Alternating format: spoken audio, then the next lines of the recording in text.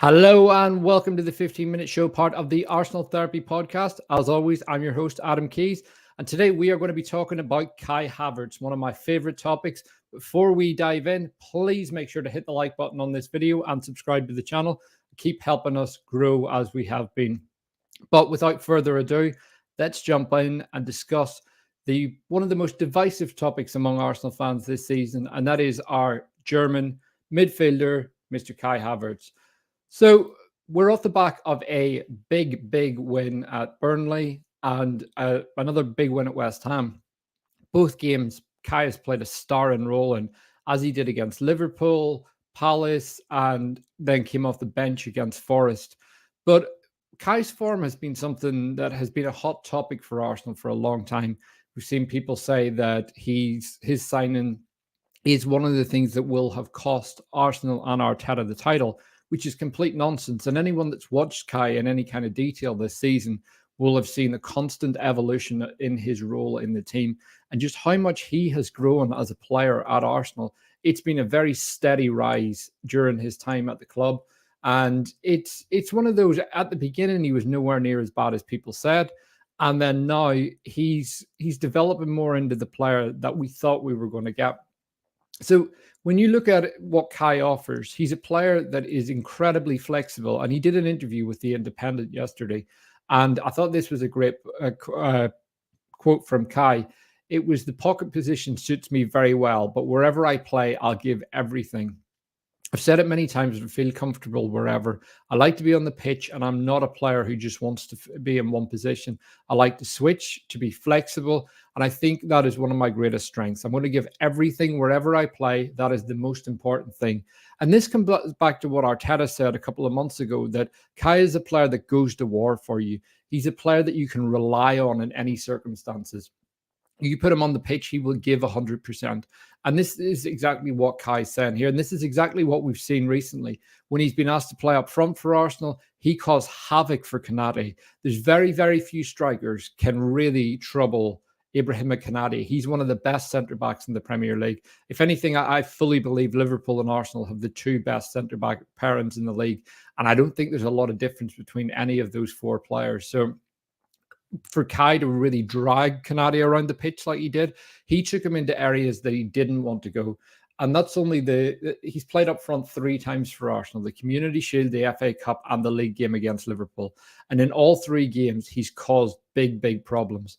However, in midfield, Kai is a bit of a Swiss Army knife for Arsenal. He does very specific roles that people don't always pick up if you don't watch Arsenal on a regular basis.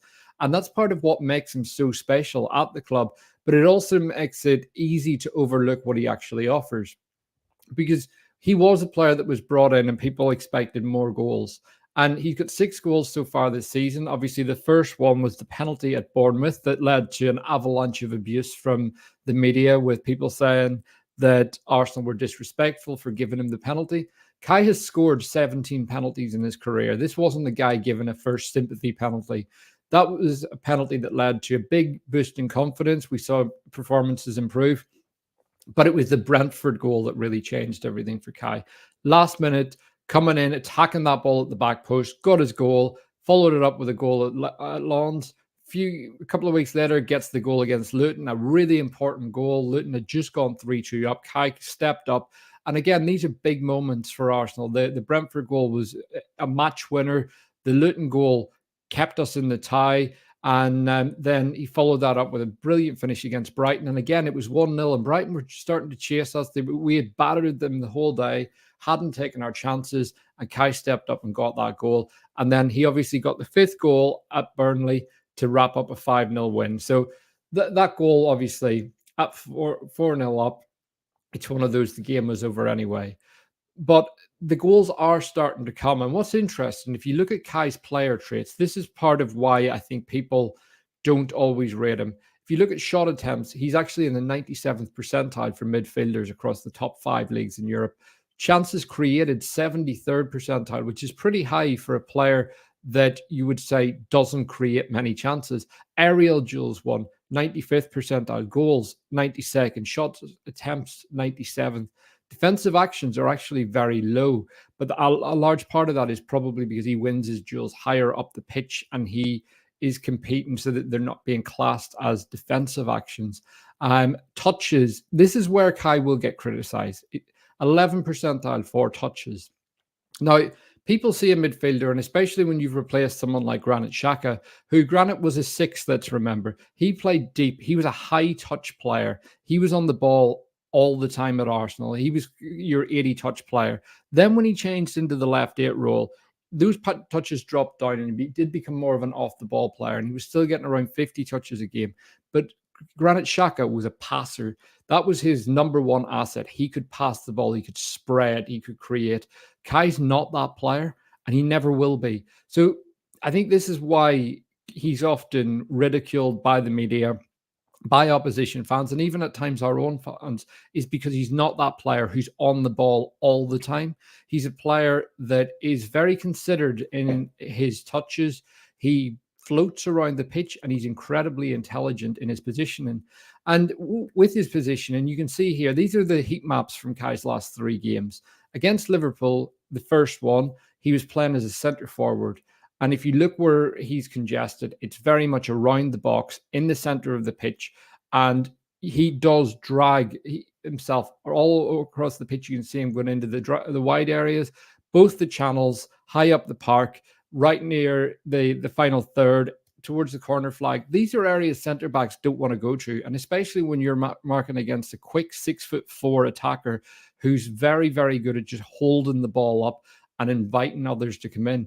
And then you compare that to West Ham, a completely different role he's been asked to play. His most congested area of the pitch is the left half space in our middle third of the pitch, and then towards the left wing as you enter into the final third. That shows Kai very much embraces where he's asked to play. Against West Ham, he was winning the ball. He won a lot of headers deep in the pitch. He was knocking them on. He was just heavily involved in our midfield actions, winning the ball back, dropping into a double pivot with Declan Rice when required, going forward into 3-10s whenever we were pressing, and then when we had the ball, really spearheading and going into the attack as Trossard dropped into that false 9 position that allowed him to roam. Very similar against Burnley, except he had a much higher role in the team. Again, his most congested area is the final third in that left half space, attacking the box.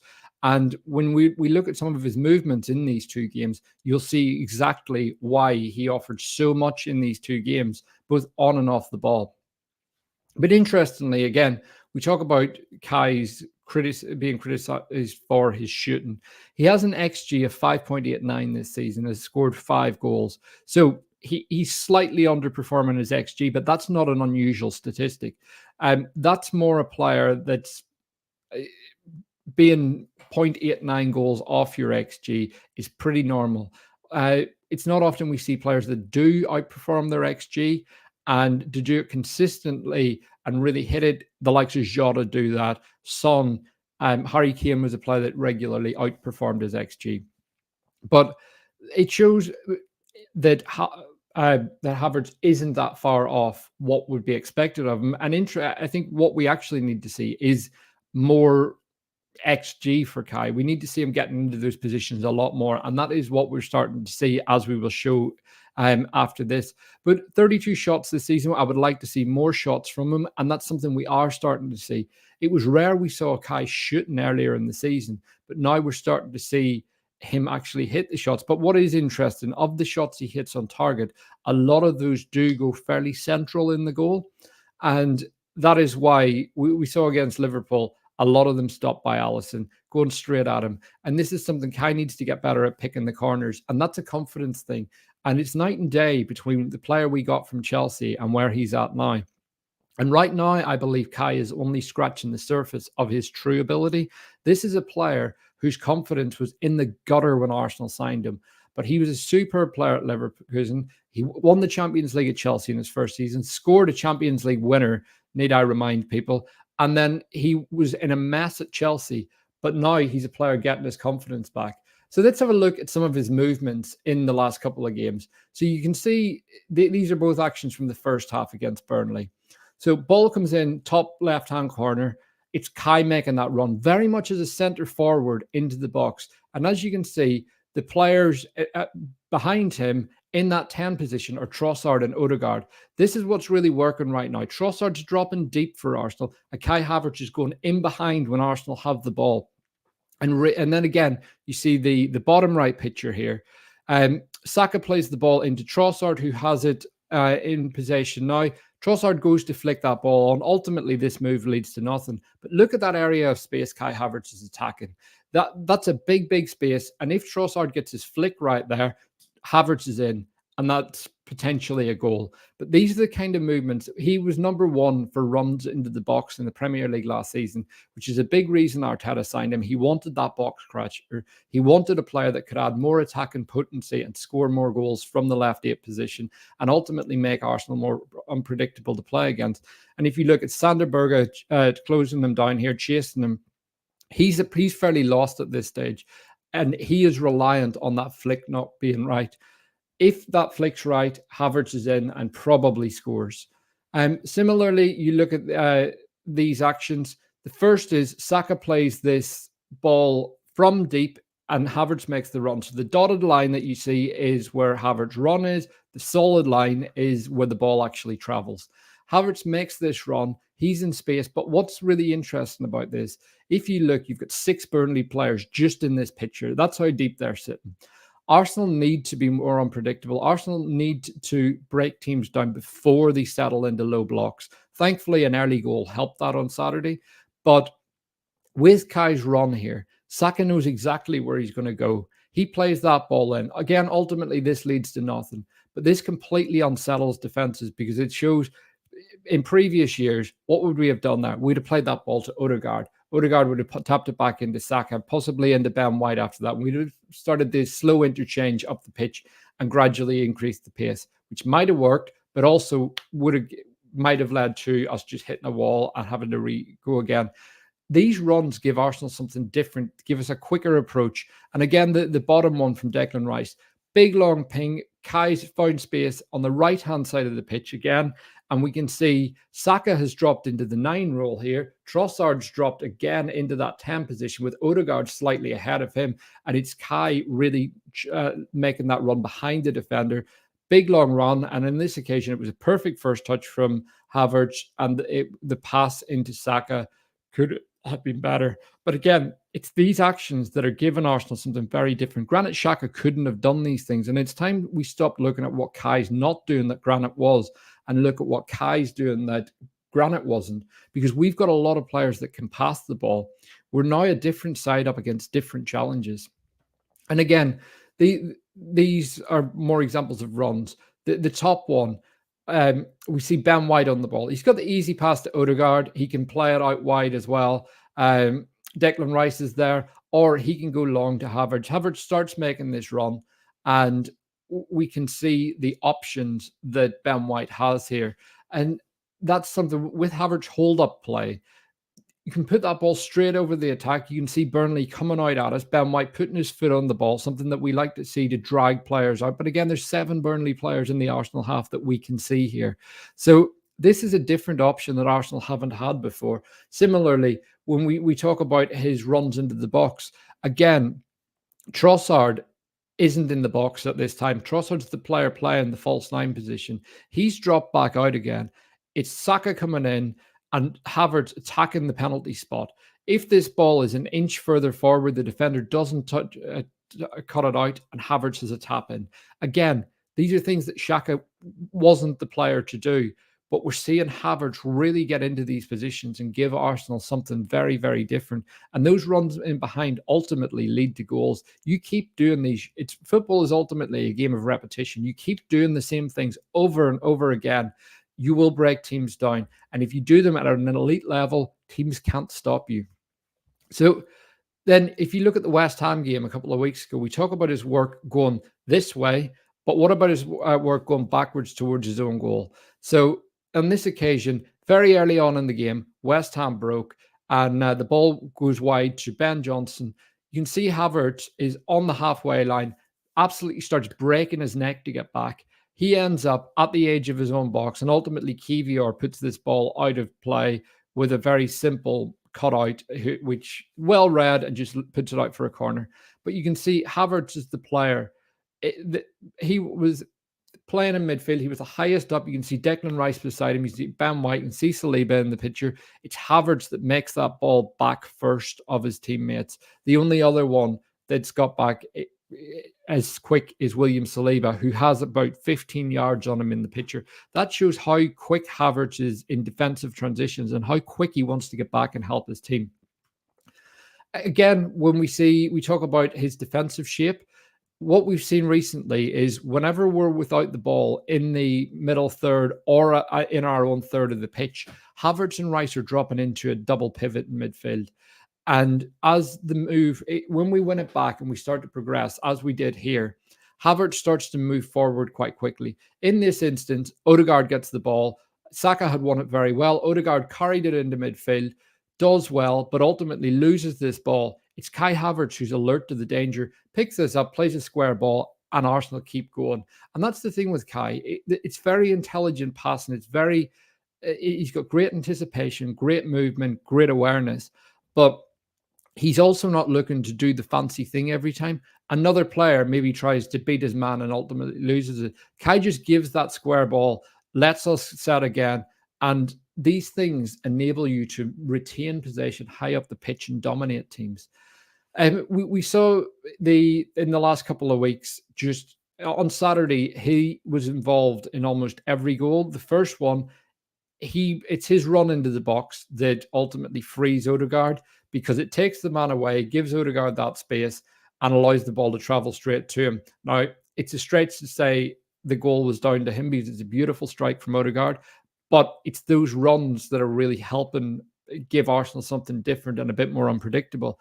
The second goal, the penalty, that came from Havertz getting the ball, playing it into Trossard, who was fouled. Again, we saw the third goal. It's Havertz that wins the ball in the final third, plays it into Odegaard, whose pass goes to Saka, and he scores.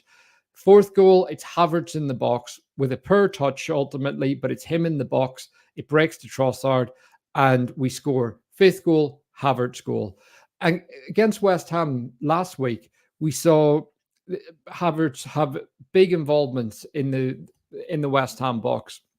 Again, you look at Saliba's goal, the opening goal on the afternoon. It's Havertz and Saliba jumping for the same ball. Saliba gets there first, but either one of them could have scored this header. And it's a very, very well-worked set piece. And it's interesting to see the area that the ball's being put into. Arsenal have 2 6'4" players in the same zone. And you look at the bottom picture before we go on to the one on the left. Declan Rice whips the corner in. 2 players, Havertz and Gabriel, both attacking this ball. Again, 2 6'4" players going for the same ball. That is a nightmare to defend against, and that's something that we didn't have last season. And then we see a bit like the chance against Burnley, where Saka could have squared it to Havertz, but it was cut out. This time, Havertz is again just north of the penalty spot. Saka could have pulled this back, but instead he went for the chip over the keeper, and he probably should have scored that chip. But again, it's Havertz being in the box and giving Arsenal that option that we didn't have before. Then he got his moment and he got his goal against Burnley. Again, you can see this when we get the throw in. Havertz starts making that run. He's calling for the ball. And this is a great run from Havertz, but ultimately it's really poor defending from Burnley. They've switched off. They've down tools at this stage. But Havertz hasn't down tools. He's ready to go. He's chasing the ball. He wants that fifth goal. The players know that goal difference is important. He makes the run in behind, does very well, nutmegs the defender, and puts it around the keeper with his right foot. And he ultimately gives the keeper the eyes here and does really well. But just looking at Kai's numbers, so on the left, we've got his total numbers, and on the left, we've got his per 90 numbers. On the right, we've got his total numbers.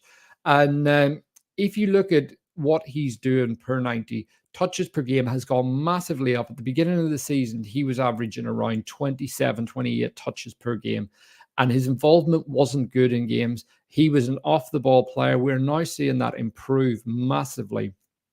And when you look at the number of passes attempted, they've gone from about 19, 20 passes per game, which was nowhere near enough for a left eight, to around 34 passes per game. His His pass accuracy, 83%. That's really high for a player playing right up in the kind of more of a 10 position in possession and as a 9 at times as well, because he does drop into that 9 position. And again, we see successful layoffs. He's averaging 1.3 per game. Forward passes, 9.1. But the thing that we want to see more of is, and this is something that I think it does feed into Kai's intelligence, but we want to see a bit more ambition as well, is the sideways passes. Almost half of his passes go sideways. A quarter of them go backwards, and only a quarter of them actually go forward. So this is an area where we can see improvement, is just get that ball forward more, get it forward quicker as well, because there are times that his passing can lack a bit of pace. So get a bit more zip on the ball, and we will start to see more chances being created. And again, this feeds into confidence. We are seeing him start to grow in confidence, and the things that were frustrating people at the start of the season just aren't there anymore. But ultimately, this is a player that's growing in confidence. His conversion rate, 20.83%, is high for a midfielder. That's something that it's higher than Gabriel Jesus. It's higher than Eddie Nketiah's. And we need to see him get into those attacking positions more, because his finishing actually isn't bad when he's in those positions. He had a per game with his finishing against Liverpool in the FA Cup. Brilliant game all round, but his finishing let him down on that occasion. And ultimately, it led to people think Kai can't finish. He can finish. He doesn't get into positions enough. That's part of the issue. But the big concern is he hasn't played a single through ball all season. Now, this is a bit of a funny metric anyway, but it is something you still want to see your player in the 8 position have a few of those at least. And then having a look at his defensive numbers, because this is where he has really thrived. Duels contested per game. He's contesting 14.4 duels per game. That's incredibly high, making him 1.5 tackles a game. He's got a 45% take-on rate. And but he's only given away 1 foul a game from attempted tackles. And again, he's winning 1.8 fouls per game. His aerial duels contested 6.5 per game with a 47% win rate. And again, his ground duel success, 47% win rate. So he's a player that's got a high percentage win rate and is very, very good at winning these duels. But what he gives Arsenal, aside from just winning duels, because that's something people look at: how many headers did you win? How many ground duels did you win? The biggest thing in football isn't winning that header, it's winning the second ball. And what Kai gives us is there's times where he goes up, and this is very difficult to measure in terms of pure data. You go up to win that ball. You give a player like Konate, who's the example I'm going to use because he's an incredible defender. You put him off. You make sure he doesn't get his header to where he wants it to be. That's Kai Havertz's presence in the box. That's something that gives Arsenal the opportunity to set very, very quickly and win that second ball. And right now, we are the best off the ball team in world football. And that is a big part of it. We are very quick at winning the second ball. The minute that ball breaks, we've got players alive to the danger, whether it's Kai, whether it's Odegaard, Declan Rice, Saka, Martinelli. These players are all so quick along the ground to get to that second ball. And second balls ultimately win you things. And teams lower in the table, Sean Dyche was a master at coaching second ball football. He does it really well at Everton, and that's the big thing that I noticed about Burnley at the weekend. They are not alive to the second ball in the way they were in the Sean Dyche era, and that's something that's really letting them down.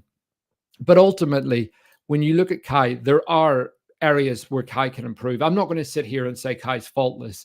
He's absolutely not. He's improving week on week. And the growth in Kai now compared to where he was at the beginning of the season is astronomical. The key things that we can see improvements in are the zip in his passing. We want to see more urgency there. We want to see more forward passes. We want to see a bit more ambition with his carries. As you can see, the dribble success rate, 45%, is very good. So let's get him into the box more. Let's get him really traveling with that ball when he gets it, taking it on the half turn a bit more and driving forward with a bit of ambition. Because ultimately, these are the things that he has in his game, and he will improve very quickly if he starts attempting these a bit more. But for now, I think we are seeing just a huge amount of improvement. The aerial dominance that we've got from Kai, and the off-the-ball runs are something that we didn't have last season. And it's given Arsenal a very, very different option. He's positionally incredibly astute. And the two things, more ambition with his carries, more ambition with his passing, and hit more shots, Kai. Your conversion rate's good. Get yourself in you're getting in the areas now. Have a pop every now and again. We see players that should score more goals, and ultimately, the more he can shoot, the more he will score. But right now, he is a huge part of this Arsenal team, and I think it would be fair to say that he's someone that earns his place every week, to the point that he's almost undroppable right now. But look, please give us your thoughts in the comments. Let us know what you think of Kai. Let us know what you think of this show. And please make sure to hit the like and subscribe button. We'll be back with more analysis shows later this week. We will be back with the main pod after the Porto game. So please make sure you tune in. And thank you to everyone that's joined. And once again, please hit the like button and join us again on Friday for another 15-minute show that has run to 26 minutes today. Thank you.